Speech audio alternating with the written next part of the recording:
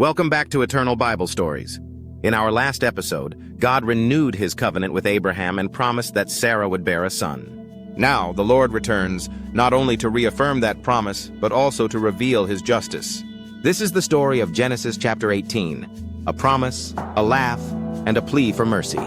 The Lord appeared again to Abraham near the oak grove belonging to Mamre. Abraham was sitting at the entrance to his tent during the hottest part of the day. He looked up and noticed 3 men standing nearby. When he saw them, he ran to meet them and welcomed them, bowing low to the ground. "My lord," he said, "if it pleases you, stop here for a while. Rest in the shade of this tree while water is brought to wash your feet. And since you've honored your servant with this visit, let me prepare some food to refresh you before you continue on your journey." "All right," they said. "Do as you have said." So Abraham ran back to the tent and said to Sarah, "Hurry, get 3 large measures of your best flour, knead it into dough, and bake some bread." Then Abraham ran out to the herd and chose a tender calf and gave it to a servant who quickly prepared it. When the food was ready, Abraham served it to the men.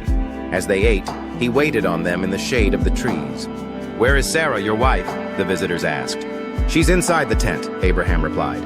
Then one of them said, "I will return to you about this time next year, and your wife Sarah will have a son." Sarah was listening to this conversation from the tent. Abraham and Sarah were both very old by this time, and Sarah was long past the age of childbearing. So she laughed silently to herself and said, "How could a worn-out woman like me enjoy such pleasure, especially when my master, my husband, is also so old?" Then the Lord said to Abraham, "Why did Sarah laugh? Why did she say, 'Can an old woman like me have a baby?'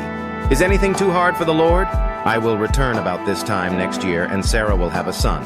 Sarah was afraid, so she denied it, saying, "I didn't laugh." But the Lord said, "No, you did laugh." Then the men got up and looked toward Sodom. As they left, Abraham went with them to send them on their way. "Should I hide my plan from Abraham?" the Lord asked. "For Abraham will certainly become a great and mighty nation, and all the nations of the earth will be blessed through him. I have chosen him to teach his family to do what is right and just." So the Lord told Abraham, "I have heard a great outcry from Sodom and Gomorrah, because their sin is so flagrant. I am going down to see if their actions are as wicked as I have heard. If not, I want to know." The other men went on toward Sodom, but the Lord remained with Abraham. Abraham approached him and said, "Will you sweep away both the righteous and the wicked? Suppose you find 50 righteous people in the city. Will you still destroy it?" The Lord replied, "If I find 50 righteous people in Sodom, I will spare the entire city for their sake." Then Abraham said, "What if there are only 45? And the Lord said, "I will not destroy it." Abraham continued, "What if there are 40, 30, 20, 10? Each time the Lord answered, "I will not destroy it for the sake of the righteous." When the Lord had finished speaking with Abraham, he departed, and Abraham returned to his tent. And so ends the story of God's visit to Abraham, of divine promise, human doubt, and bold intercession for mercy. If this story moved your spirit, please like the video and subscribe to our channel for more timeless Bible stories brought to life.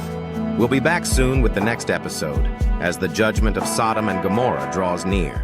Until then, may the eternal word guide you.